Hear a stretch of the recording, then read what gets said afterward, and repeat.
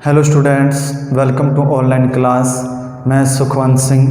ਆਪਾਂ ਕਰ ਰਹੇ ਹਾਂ 9ਵੀਂ ਕਲਾਸ ਦੀ ਪੰਜਾਬੀ ਦੀ ਬੁੱਕ ਦੇ ਵਿੱਚ ਭਾਗ ਦੂਜਾ ਦੇ ਵਿੱਚ ਲੋਕ ਕਹਾਣੀਆਂ ਦੇ ਵਿੱਚ ਆਪਣਾ ਪਾਠ ਚੱਲ ਰਿਹਾ ਨੀਤੀ ਕਥਾਵਾਂ ਦੇ ਵਿੱਚ ਆਪਣੀ ਇਸ ਤੋਂ ਪਹਿਲਾਂ 2 ਕਥਾਵਾਂ ਹੋ ਗਈਆਂ।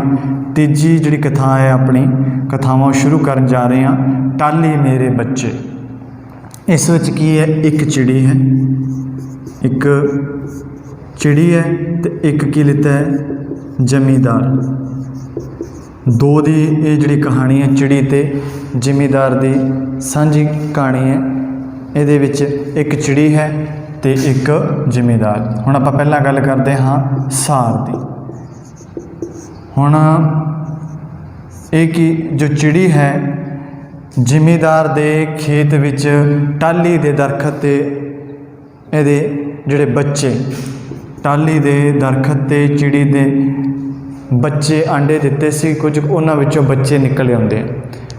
ਉਹ ਜਿਹੜੀ ਟਾਹਲੀ ਹੈ ਜ਼ਿਮੀਂਦਾਰ ਦੇ ਖੇਤ ਵਿੱਚ ਹੈ।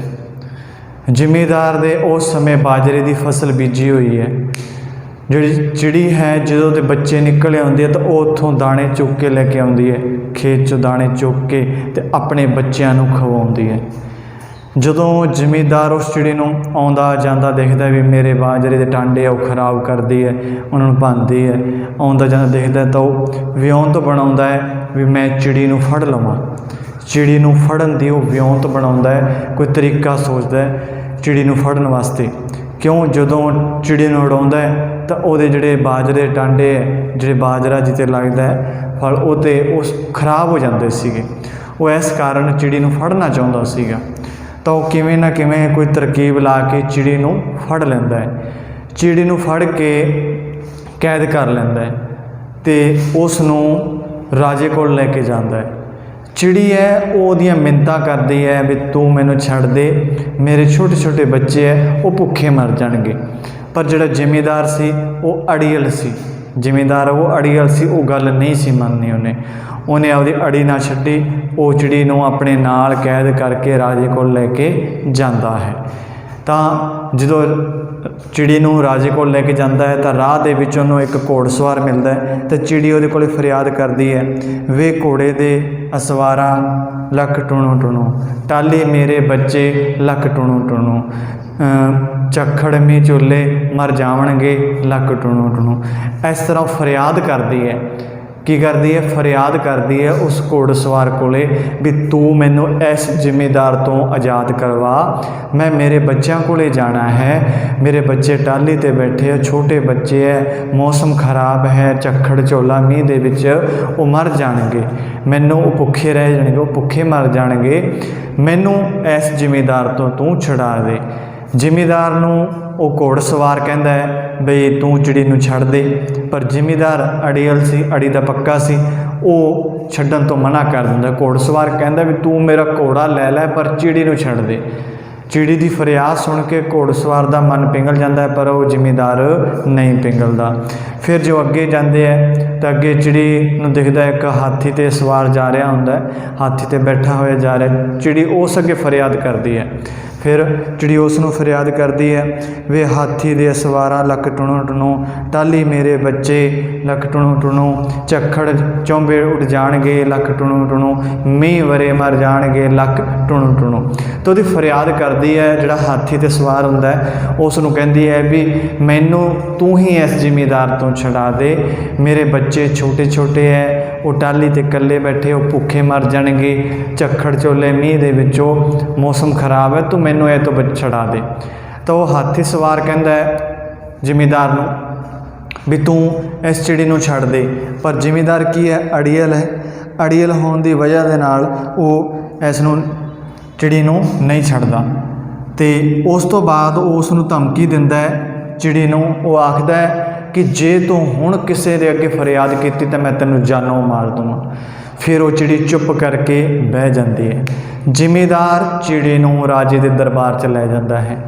ਜ਼ਿਮੀਂਦਾਰ ਚਿੜੀ 'ਤੇ ਦੋਸ਼ ਲਾਉਂਦਾ ਹੈ ਕਿ ਇਹਨੇ ਮੇਰੇ ਬਾਜਰੇ ਦੇ ਸਿੱਟੇ ਖਰਾਬ ਕਰ ਦਿੱਤੇ। ਜਦੋਂ ਰਾਜੇ ਦੁਆਰਾ ਚਿੜੀ ਤੋਂ ਪੁੱਛਿਆ ਜਾਂਦਾ ਹੈ, ਉਹ ਤੋਂ ਜਵਾਬ ਮੰਗਿਆ ਜਾਂਦਾ ਹੈ ਤਾਂ ਚਿੜੀ ਕਹਿੰਦੀ ਹੈ ਕਿ ਮੇਰੇ ਜਿਹੜੇ ਮੈਂ ਤਾਂ ਇੱਥੇ ਬਹੁਤ ਸਮੇਂ ਤੋਂ ਰਹਿੰਦੀ ਆ ਰਹੀ ਹਾਂ, ਸਾਡੇ ਜਿਹੜੇ ਮੇਰੇ ਤੋਂ ਪਹਿਲਾਂ ਸੀਗੇ, ਜਿਹੜੇ ਸਾਡੇ ਪੁਰਾਣੇ ਸੀਗੇ ਉਹ ਸਾਰੇ ਇੱਥੇ ਰਹਿੰਦੇ ਸੀ, ਪੁਸ਼ਤਾਂ ਤੋਂ ਇਸ ਖੇਤ ਦੇ ਵਿੱਚ ਰਹਿ ਰਹੀ ਹਾਂ। ਤਾਂ ਮੈਂ ਤਾਂ ਆਪਣਾ ਢਿੱਡ ਇਸ ਖੇਤ ਦੇ ਜਿਹੜੇ ਕੀੜੇ ਮਕੌੜੇ ਚੁੱਕ ਕੇ ਮੈਂ ਤਾਂ ਸਗੋਂ ਖੇਤ ਦੀ ਰੱਖਿਆ ਕਰਦੀ ਹਾਂ। ਜਿਹੜੇ ਕੀੜੇ ਮਕੌੜੇ ਖੇਤ ਨੂੰ ਨੁਕਸਾਨ ਪਹੁੰਚਾਉਂਦੇ ਹੈ ਮੈਂ ਉਹਨਾਂ ਨੂੰ ਮਾਰ ਕੇ ਮਤਲਬ ਖਾ ਲੈਂਦੀ ਹਾਂ ਅਤੇ ਆਪਣਾ ਢਿੱਡ ਭਰ ਲੈਂਦੀ ਹਾਂ। ਮੈਂ ਇਹਦਾ ਕੋਈ ਨੁਕਸਾਨ ਨਹੀਂ ਕੀਤਾ। ਜਦੋਂ ਰਾਜਾ ਚਿੜੀ ਦੀ ਫਰਿਆਦ ਸੁਣਦਾ ਹੈ ਤਾਂ ਫਿਰ ਉਹ ਹੁਕਮ ਦਿੰਦਾ ਹੈ ਕਿ ਚਿੜੀ ਨੂੰ ਚਾਂਦੀ ਦਾ ਘੁੰਗਰੂ ਬਣਵਾ ਕੇ ਪਵਾਇਆ ਜਾਵੇ, ਇਹਨੂੰ ਆਜ਼ਾਦ ਕਰ ਦਿੱਤਾ ਜਾਵੇ ਅਤੇ ਜਿਹੜਾ ਜ਼ਿਮੀਂਦਾਰ ਹੈ ਉਸ ਨੂੰ ਕੈਦ ਵਿੱਚ ਸੁੱਟ ਦਿੱਤਾ ਜਾਵੇ, ਉਹਨੂੰ ਕੈਦ ਕਰ ਦਿੱਤੀ ਜਾਵੇ। ਤਾਂ ਇਹ ਗੱਲ ਸੁਣ ਕੇ ਚਿੜੀ ਖੁਸ਼ ਹੋ ਜਾਂਦੀ ਹੈ। ਤਾਂ ਚਿੜੀ ਫਿਰ ਗਾਣਾ ਗਾਉਂਦੀ ਹੈ, ਮੇਰੀ ਪੈਰੀ ਚਾਂਦੀ ਦੇ ਘੁੰਗਰੂ ਲੱਖ ਟੁਣੋ ਟੁਣੋ, ਤੇਰੀ ਪੈਰੇ ਰੱਸੀ ਲੱਖ ਟੁਣੋ ਟੁਣੋ। ਐਂ ਕਰਦੇ ਕਰਦੇ ਖੁਸ਼ੀ ਦੇ ਵਿੱਚ ਗੀਤ ਗਾਉਂਦੇ ਹੋਏ ਉਹ ਆਪਣੇ ਬੱਚਿਆਂ ਕੋਲ ਜਾ ਪਹੁੰਚਦੀ ਹੈ, ਆਪਣੇ ਬੱਚਿਆਂ ਨੂੰ ਜਾ ਕੇ ਸੰਭਾਲ ਲੈਂਦੀ ਹੈ। ਤਾਂ ਇਹ ਸੀ ਆਪਣੀ ਛੋਟੀ ਜਿਹੀ ਇੱਕ ਨਿੱਜੀ ਕਥਾ ਜਿਹਦਾ ਆਪਾਂ ਸਾਰ ਸਮਝਿਆ। ਅਤੇ ਹੁਣ ਆਪਾਂ ਕਰਾਂਗੇ ਇਹਦੇ ਪ੍ਰਸ਼ਨ ਉੱਤਰ। ਹੁਣ ਆਪਾਂ ਕਰਦੇ ਹਾਂ ਪ੍ਰਸ਼ਨ ਉੱਤਰ। ਪਹਿਲਾ ਪ੍ਰਸ਼ਨ ਹੈ, ਜ਼ਿਮੀਂਦਾਰ ਦੇ ਖੇਤ ਵਿੱਚ ਕਿਹੜੀ ਫਸਲ ਬੀਜੀ ਹੋਈ ਸੀ? ਪਹਿਲਾ ਪ੍ਰਸ਼ਨ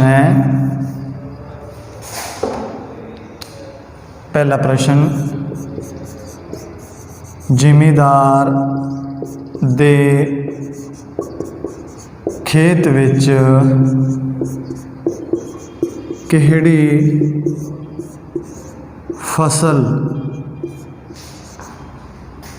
ਕਿਹੜੀ ਫਸਲ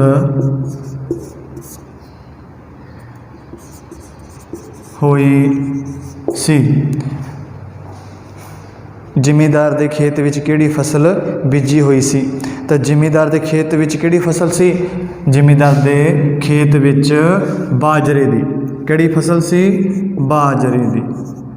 ਬਾਜਰੇ ਦੀ ਫਸਲ ਬੀਜੀ ਹੋਈ ਸੀ ਜ਼ਿਮੀਂਦਾਰ ਦੇ ਖੇਤ ਵਿੱਚ। ਜ਼ਿਮੀਂਦਾਰ ਦੇ ਖੇਤ ਵਿੱਚ ਕਿਹੜੀ ਫਸਲ ਬੀਜੀ ਸੀ? ਜ਼ਿਮੀਂਦਾਰ ਦੇ ਖੇਤ ਵਿੱਚ ਬਾਜਰੇ ਦੀ ਫਸਲ ਬੀਜੀ ਹੋਈ ਸੀ।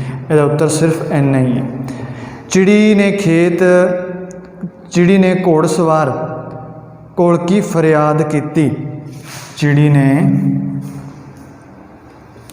ਦੂਜਾ ਹੈ ਚਿੜੀ ਨੇ ਘੋੜਸਵਾਰ ਕੋਲ ਕੀ ਫਰਿਆਦ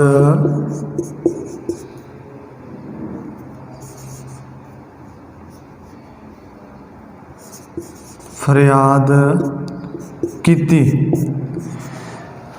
ਚਿੜੀ ਨੇ ਘੋੜਸਵਾਰ ਕੋਲ ਕੀ ਫਰਿਆਦ ਕੀਤੀ? ਤਾਂ ਚਿੜੀ ਘੋੜਸਵਾਰ ਕੋਲ ਫਰਿਆਦ ਕਰਦੀ ਹੈ, ਉਹਨੂੰ ਆਖਦੀ ਹੈ ਕਿ ਮੇਰੇ ਬੱਚੇ ਕੀ ਹੈ, ਛੋਟੇ ਛੋਟੇ ਹੈ, ਇਕੱਲੇ ਹੈ, ਉਹ ਆਲਣੇ 'ਚ ਬੈਠੇ ਹੈ, ਉੱਤੋਂ ਮੌਸਮ ਖਰਾਬ ਹੈ, ਉਹ ਛੋਟੇ ਬੱਚੇ ਹੈ, ਉਹ ਭੁੱਖੇ ਮਰ ਜਾਣਗੇ। ਮੀਂਹ ਹਨੇਰੀ ਦੇ ਵਿੱਚ ਜਿਹੜਾ ਉਹਦਾ ਆਲਣਾ ਹੈ ਜੇ ਉੱਥੇ ਨਾ ਗਈ ਆਲਣਾ ਜਿਹੜਾ ਉੱਡ ਜੂਗਾ, ਡਿੱਗ ਪੂਆ ਅਤੇ ਉਹਦੇ ਬੱਚੇ ਹੈ ਉਹ ਮਰ ਜਾਣਗੇ। ਉਹ ਕਹਿੰਦੇ ਵੇ ਘੋੜੇ ਦੇ ਅਸਵਾਰ ਲੱਕ ਟੁਣੋ ਟੁਣੋ, ਟਾਹਲੀ ਮੇਰੇ ਬੱਚੇ ਲੱਕ ਟੁਣੋ ਟੁਣੋ, ਮੀਂਹ ਵਰਸੇ ਝੱਖੜ ਚੁੱਲ੍ਹੇ ਉੱਡ ਜਾਣਗੇ ਲੱਕ ਟੁਣੋ ਟੁਣੋ, ਮੀਂਹ ਪਿਆ ਮਰ ਜਾਣਗੇ ਲੱਕ ਟੁਣੋ ਟੁਣੋ। ਤਾਂ ਜਿਹੜੀ ਚਿੜੀ ਹੈ ਉਹ ਘੋੜਸਵਾਰ ਕੋਲ ਕੀ ਕਰਦੀ ਹੈ? ਫਰਿਆਦ ਕਰਦੀ ਹੈ ਵੀ ਤੂੰ ਮੈਨੂੰ ਇਸ ਜ਼ਿਮੀਂਦਾਰ ਤੋਂ ਆਜ਼ਾਦ ਕਰਵਾ ਦੇ ਤਾਂ ਜੋ ਮੈਂ ਆਪਣੇ ਬੱਚਿਆਂ ਨੂੰ ਜਾ ਕੇ ਮਿਲਾਂ, ਆਪਣੇ ਬੱਚਿਆਂ ਦੇ ਕੋਲ ਜਾਵਾਂ। ਤਾਂ ਦੂਜਾ ਪ੍ਰਸ਼ਨ ਕੀ ਸੀ ਕਿ ਚਿੜੀ ਨੇ ਘੋੜਸਵਾਰ ਕੋਲ ਕੀ ਫਰਿਆਦ ਕੀਤੀ? ਚਿੜੀ ਨੇ ਘੋੜਸਵਾਰ ਕੋਲ ਫਰਿਆਦ ਕੀਤੀ ਕਿ ਜ਼ਿਮੀਂਦਾਰ ਕੋਲ ਉਸ ਨੂੰ ਕੀ ਕਰਵਾ ਦੇ? ਆਜ਼ਾਦ ਕਰਵਾ ਦੇ। ਤੀਜਾ ਪ੍ਰਸ਼ਨ ਹੈ, ਘੋੜਸਵਾਰ ਨੇ ਜ਼ਿਮੀਂਦਾਰ ਨੂੰ ਕੀ ਕਿਹਾ? ਤੀਜਾ ਪ੍ਰਸ਼ਨ,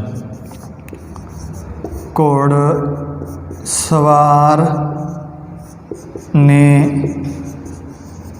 ਜ਼ਿਮੀਂਦਾਰ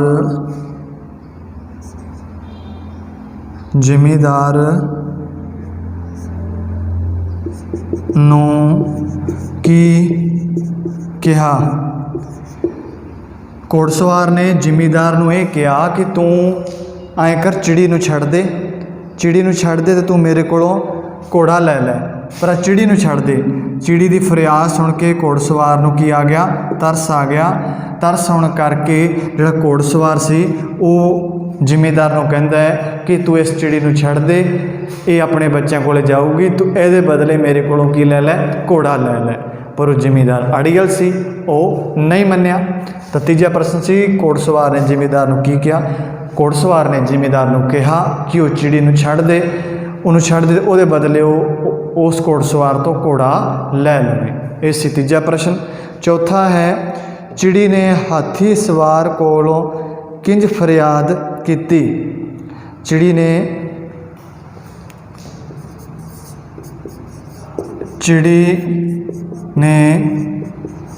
ਹਾਥੀ ਸਵਾਰ ਕੋਲ ਕੀ ਫਰਿਆਦ ਕੀਤੀ? ਚਿੜੀ ਨੇ ਹਾਥੀ ਸਵਾਰ ਕੋਲ ਕੀ ਫਰਿਆਦ ਕੀਤੀ ਸੀ? ਚਿੜੀ ਨੇ ਹਾਥੀ ਸਵਾਰ ਕੋਲ ਵੀ ਫਰਿਆਦ ਕੀਤੀ ਸੀ, ਵੇ ਹਾਥੀ ਦੇ ਮੁਸਾਫਰ, ਵੇ ਹਾਥੀ ਦੇ ਸਵਾਰ, ਲੱਕ ਟਣੂ ਟਣੂ ਟਾਲੀ ਮੇਰੇ ਬੱਚੇ, ਲੱਕ ਟਣੂ ਟਣੂ ਮੀਂਹ ਵਰੇ ਉੱਡ ਜਾਣਗੇ, ਲੱਕ ਟਣੂ ਟਣੂ। ਤਾਂ ਉਹ ਇਹਨੇ ਫਰਿਆਦ ਕਰਦੀ ਹੈ ਕਿ ਉਹ ਇਹਨਾਂ ਬੱਚਿਆਂ ਨੂੰ ਮੇਰੇ ਤੋਂ ਜਿਹੜਾ ਹੈ ਟਾਹਲੀ 'ਤੇ ਹੈ, ਬੱਚਿਆਂ ਨੂੰ ਬਚਾ ਲੇ। ਫਿਰ ਉਹਨੇ ਕਿਹਾ ਸੀ ਕਿ ਜਿਹੜੇ ਹਾਥੀ ਸਵਾਰ ਕਹਿੰਦਾ ਹੈ ਵੀ ਜ਼ਿਮੀਂਦਾਰ ਨੂੰ ਵੀ ਤੂੰ ਚਿੜੀ ਨੂੰ ਛੱਡ ਦੇ ਅਤੇ ਤੂੰ ਮੇਰੇ ਤੋਂ ਕੀ ਲੈ ਲੈ, ਹਾਥੀ ਲੈ ਲੈ। ਚਿੜੀ ਹਾਥੀ ਨੂੰ ਸਵਾਰ ਨੂੰ ਕਹਿੰਦੀ ਹੈ ਕਿ ਤੂੰ ਮੈਨੂੰ ਜ਼ਿਮੀਂਦਾਰ ਤੋਂ ਬਚਾ ਲੈ, ਇਹ ਤੋਂ ਮੈਨੂੰ ਆਜ਼ਾਦ ਕਰਵਾ ਦੇ, ਮੁਕਤ ਕਰਵਾ ਦੇ। ਇਹ ਸੀ ਆਪਣਾ ਚੌਥਾ ਪ੍ਰਸ਼ਨ, ਜਿਹਦੇ ਵਿੱਚ ਆਪਾਂ ਦੇਖਿਆ ਵੀ ਚਿੜੀ ਨੇ ਹਾਥੀ ਸਵਾਰ ਕੋਲੋਂ ਕੀ ਫਰਿਆਦ ਮੰਗੀ। ਹੁਣ ਉਸ ਤੋਂ ਬਾਅਦ ਆਪਾਂ ਅੱਗੇ ਕਰਦੇ ਹਾਂ ਪੰਜਵਾਂ ਪ੍ਰਸ਼ਨ। ਪੰਜਵਾਂ ਪ੍ਰਸ਼ਨ ਹੈ ਆਪਣਾ, ਪੰਜਵੇਂ ਪ੍ਰਸ਼ਨ ਦੇ ਵਿੱਚ ਹੈ, ਚਿੜੀ ਵਾਰ-ਵਾਰ ਫਰਿਆਦ ਕਰਨ 'ਤੇ ਜ਼ਿਮੀਂਦਾਰ ਨੇ ਕੀ ਧਮਕੀ ਦਿੱਤੀ? ਵੀ ਚਿੜੀ ਦੇ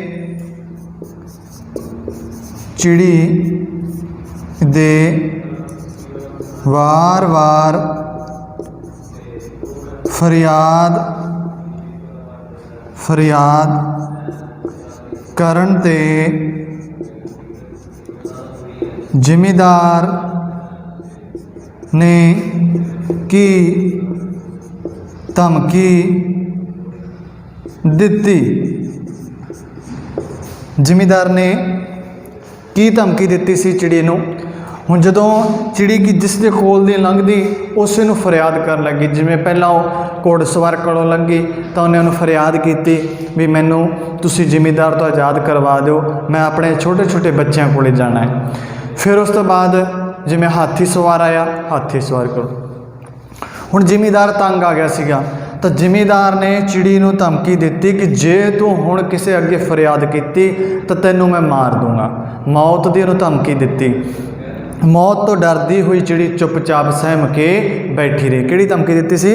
ਮੌਤ ਦੀ। ਤੇ ਇਹ ਸੀ ਆਪਣਾ ਪੰਜਵਾਂ ਪ੍ਰਸ਼ਨ। ਛੇਵਾਂ ਪ੍ਰਸ਼ਨ ਹੈ, ਰਾਜੇ ਕੋਲ ਚਿੜੀ ਨੇ ਕੀ ਦੱਸਿਆ? ਰਾਜੇ ਕੋਲ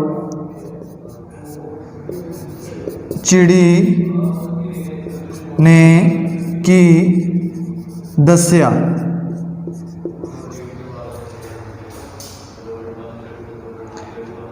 ਕੀ ਦੱਸਿਆ?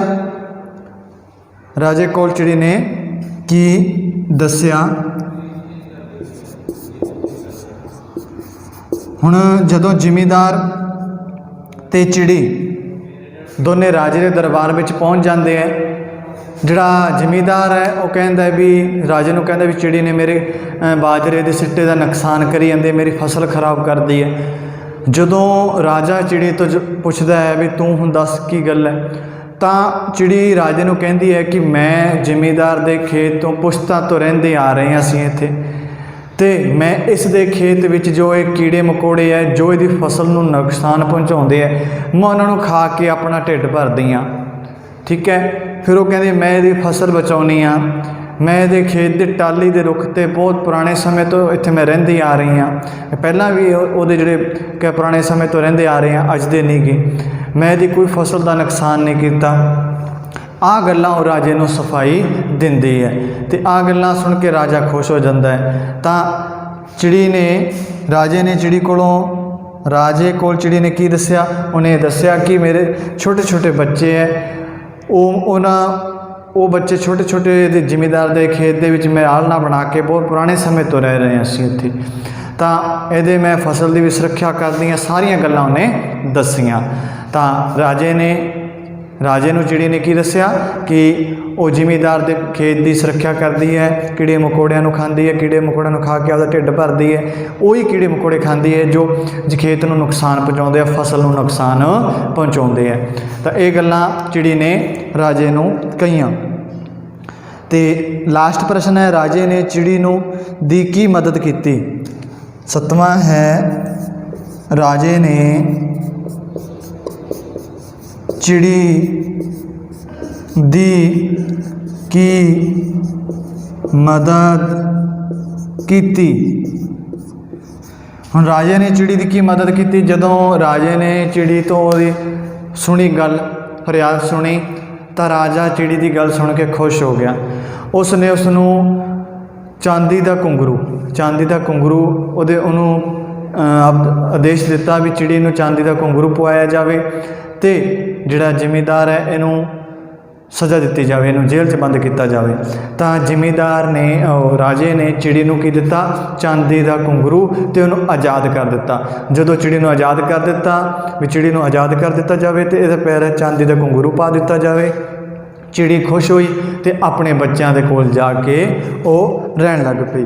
तो उसने ये गल सुन के खुश होया तो चांदी का घुंघरू बनवा के दिता, तो राजे ने यह हुक्म दिता सी।